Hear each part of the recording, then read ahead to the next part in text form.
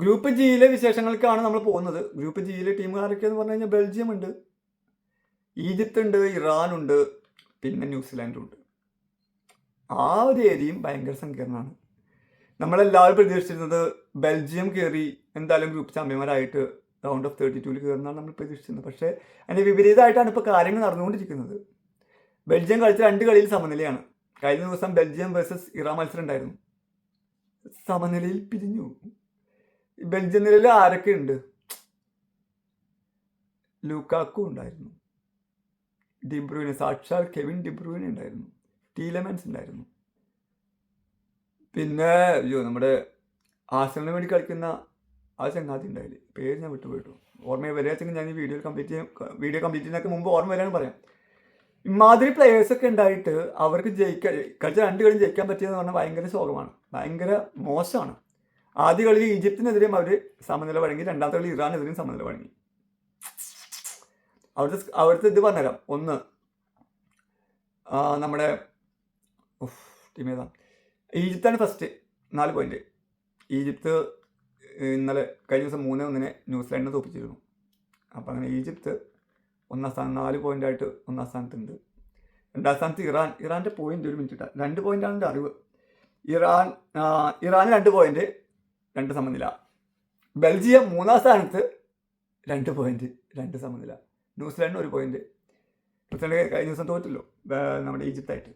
അപ്പോൾ ആ ഗ്രൂപ്പിൽ സങ്കീർണമായിട്ട് ഇരിക്കുകയാണ്. പക്ഷേ ബെൽജിയത്തിനൊരു സാധ്യത ഉള്ളതെന്ന് വെച്ച് കഴിഞ്ഞാൽ ബെൽജിയത്തിൻ്റെ അടുത്ത കളി ന്യൂസിലാൻഡായിട്ടാണ്. അത് ബെൽജിയം ജയിച്ചേ പറ്റൂ. എങ്ങാനും ന്യൂസിലാൻഡ് ബെൽജിയത്തെ അട്ടിമറിക്കുകയാണെങ്കിൽ നാണക്കേടിൻ്റെ പടിക്കുഴിയിലേക്ക് ബെൽജിയം വീഴും. എന്തായാലും ബെൽജിയത്തെ ജയിച്ചേ പറ്റൂ. ഒരു സമനില പോലും ഇനി ബെൽജിയത്തെ രക്ഷിക്കുമെന്ന് എനിക്ക് തോന്നുന്നില്ല. ന്യൂസിലാൻഡിനാണെങ്കിലും നിലനിൽപ്പിൻ്റെ കളിയാണ്. കാരണം അവസാന മത്സരത്തിൽ ബെൽജിയത്തെ നേരിടുമ്പോൾ വിജയത്തിൽ കുറച്ചൊന്നും അവർക്ക് ചിന്തിക്കാനില്ല. വിജയിക്കാൻ 4 പോയിൻ്റായിട്ട് അറ്റ്ലീസ്റ്റ് 3-ാം സ്ഥാനത്തേക്ക് കയറാൻ പറ്റും. 3 അല്ലെങ്കിൽ 2-ാം സ്ഥാനത്തേക്ക് കയറാൻ പറ്റും. കാരണം ഈജിപ്തും ഇറാനും കൂടിയിട്ടാണ് അടുത്ത മത്സരം. അത് മിക്കവാറും ഈജിപ്ത് ജയിക്കാനുള്ള സാധ്യതകളുണ്ട്. അങ്ങനെയാണെങ്കിൽ ഈജിപ്ത് ഗ്രൂപ്പ് ചാമ്പ്യന്മാരാവും. പിന്നെ ന്യൂസിലാൻഡ് ബെൽജിയത്തെ തോപ്പിക്കുകയാണെങ്കിൽ ന്യൂസിലാൻഡ് നേരെ 2-ാം സ്ഥാനക്കാരായിട്ട് ആ ഗ്രൂപ്പിൽ നേരെ റൗണ്ട് ഓഫ് 32 കയറും. ബെൽജിയം പെട്ടു. അപ്പോൾ പ്രതീക്ഷിച്ച പോലെ ഒന്നല്ല കാര്യങ്ങൾ നടക്കുന്നത്. ബെൽജിയം നമ്മൾ പ്രതീക്ഷയ്ക്ക് വിപരീതമായി ബെൽജിയം ഇപ്പോൾ 3-ാം സ്ഥാനത്ത് കിടക്കുന്നത്. അപ്പോൾ നമ്മൾ വിചാരിക്കുന്ന പോലെ എല്ലാ ഗ്രൂപ്പിലെ കാര്യങ്ങളൊക്കെ നീങ്ങിപ്പോകുന്നത്. അങ്ങനെ ഒരു കാര്യമുണ്ട്. കേപ്പ് വെറുതെ കറുത്ത കുതിരകളായിട്ട് മുന്നേറുന്നു. ആ വീഡിയോ ഞാൻ പബ്ലിഷ് ചെയ്യുന്നുണ്ട്. ബെൽജിയത്തിൻ്റെ കാര്യാലയത്തിന് സുവർണ്ണ തലമുറ എന്നുള്ള ലെവലിൽ നിന്നൊക്കെ അവർ മാറി. ആ 2018 വേൾഡ് കപ്പിൽ സെമി ഫൈനലിൽ അവർ കയറിയിട്ടുണ്ടായിരുന്നില്ലേ? സെമി ഫൈനലിൽ കയറി ആ സുവർണ്ണ തലമുറ ഉണ്ടായിരുന്നു. ആ സുവർണ്ണ തലമുറയിൽ ആ കൂടിയിട്ട് ഇപ്പോൾ 1-2 പേരുടെ കയ്യിലുള്ളൂ. ഓക്കെ, എനിക്ക് പേര് കിട്ടി. ആഴ്സണലിന് വേണ്ടിയിട്ട് കളിക്കുന്ന ട്രൊസാർഡ് ഇപ്പോൾ ബെൽജിയൻ ടീമിലുണ്ട്.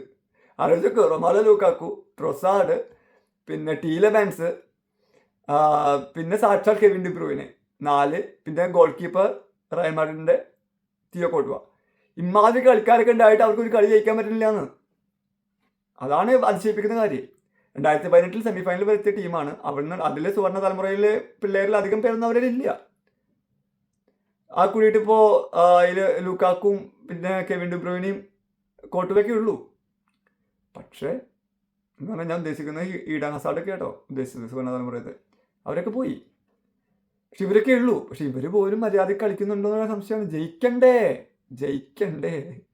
ഒരു പ്രതീക്ഷ വെച്ച വേറൊരു ടീമായിരുന്നു തുർക്കി പുറത്തായി. കഴിഞ്ഞു കത്തിക്കൽ. പരഗ്വായോട് തോറ്റതോടു കൂടി കത്തിക്കൽ കഴിഞ്ഞു. വളരെ പ്രതീക്ഷയോട് കൂടി വന്ന ടീമാണ് തുർക്കി. എനിക്കിത് ഇഷ്ടമുള്ള ടീമായിരുന്നു. കാരണം അവരിൽ ഡെമറിലുണ്ട്, കനലൂലും ഉണ്ട്, പിന്നെ ആദ്രകുളറുണ്ട്. ടീംസൊക്കെ വേൾഡ് ക്ലാസ് പ്ലേയേഴ്സാണ്. പക്ഷെ അവർ പ്രകടനം പുറത്തേക്ക് എടുക്കണില്ല. സെയിം അവസ്ഥ തന്നെയാണ് നമ്മുടെ ബെൽജിയത്തിനെയും. ടീം ഇൻഡിവിജ്വൽ പെർഫോമൻസ് ചെയ്യാൻ ആൾക്കാർ നല്ല വേൾഡ് ക്ലാസ് ഉണ്ട്. പക്ഷേ അത് ഗോളായിട്ട് വന്നില്ലെങ്കിൽ എന്തിട്ട് കാണാനാ? ബോൾ പൊസിഷൻ കുറേ കയ്യിലുണ്ടായിട്ട് എന്ത് കാണിക്കാനാ? അവർ സ്കോർ ബോർഡിൽ നമ്പർ വേണ്ടേ? നമ്പർ കൂടിയാലല്ലേ ജയിക്കുള്ളൂ. അത് ചെയ്യാത്തോടത്തോളം കാലം ഏത് വമ്പൻ ടീമിനെയും കാര്യം കഷ്ടമാണ്. ബ്രസീലിൻ്റെ കാര്യം ആലോചിക്കണം കേട്ടോ. ബ്രസീൽ ഹെയ്റ്റിക്കെതിരെ ആദ്യ പകുതിയിൽ 3 അടിച്ചിട്ട് 2-ാം പകുതി ഒന്നും അടിക്കാൻ പറ്റിയില്ല. ആ ശോകമായ അവസ്ഥ. ഇനിയിപ്പോൾ റൗണ്ട് ഓഫ് 32 പോയി കഴിഞ്ഞാൽ ചിലപ്പോൾ നേരിടുന്നത് ജപ്പാനെയോ നെതർലൻഡിനെയാണ്. ആ കാര്യം ജപ്പാനും നെതർലൻഡാണ്, മിക്കവാറും ജപ്പാനായിരിക്കും. സാമ്രായികളുടെ അണ്ടർ എസ്റ്റിമേറ്റ് ചെയ്യല്ലേ, പണി കിട്ടും. അത് കാരണം കൊണ്ട് ഞാൻ ബ്രസീലിനെ സപ്പോർട്ട് ചെയ്യുന്ന ആളാണ്. പക്ഷേ ബ്രസീൽ ഇങ്ങനെ കളിച്ചു കഴിഞ്ഞ് കഴിഞ്ഞാൽ ശരിയാവില്ല.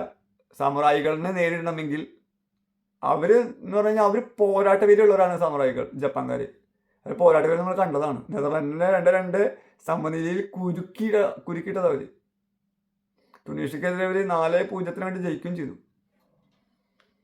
ആ പോരാട്ട വീര്യത്തിന് മുന്നിൽ ബ്രസീലുകാർക്ക് പിടിച്ചു നിൽക്കണമെങ്കിൽ ബ്രസീലുകാർ കളിശൈലി മാറ്റം ഞാൻ പറയില്ല, പക്ഷേ ഇനിയും ഏറെ ഇമ്പ്രൂവ് ചെയ്യാനുണ്ട്. വമ്പൻ ടീമുകൾക്കൊക്കെ തിരിച്ചടിയാണ്. തുർക്കി പുറത്തായി, ബെൽജിയത്തിൻ്റെ കാര്യം ഇങ്ങനെയാണ്, സ്പെയിൻ സമനിലയായി, കേപ്പ് വെർദെ ആയിട്ട്.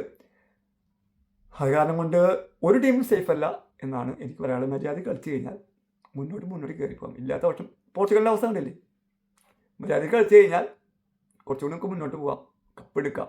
ഇല്ലാത്ത പക്ഷം ആദ്യ ഭാഗത്ത് തന്നെ എല്ലാവർക്കും പുറത്താവാം.